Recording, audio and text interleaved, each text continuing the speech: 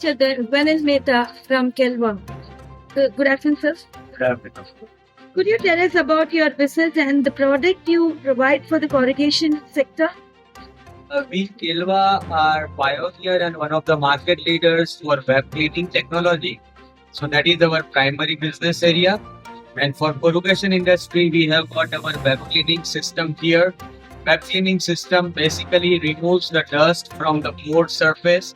It gives the clean coat to the corrugators for better printing quality and better runnability of the machine. So, are you showcasing any of your latest equipments or technological advancement or anything like that? We are showcasing here our web cleaning system, which is pretty much full built system which can be installed on a machine. And then we have got number of installation pictures in our booth. So people can come here, they can look at the installation pictures, they can understand how it is installed on the machine, and it is basically very much in sync with their day-to-day side. So they can very easily relate with what we are doing. Okay. What are the views on the latest technological advancement in the corrugation sector, according to you? Corrugation sector is definitely a growing sector, especially when end customers are demanding higher quality and multi-graphic print jobs. So definitely the quality demand and the technology demand is rising in this industry, and I would say that there is a way to go as long as the technology adoption is concerned in this industry. Is the Indian corrugation sector experiencing growth as needed?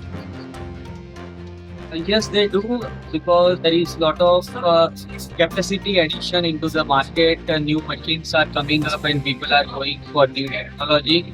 So definitely there is a growth in corrugation industry. It depends. Sometimes the growth is more than required, or sometimes, or maybe in some areas it is not at par.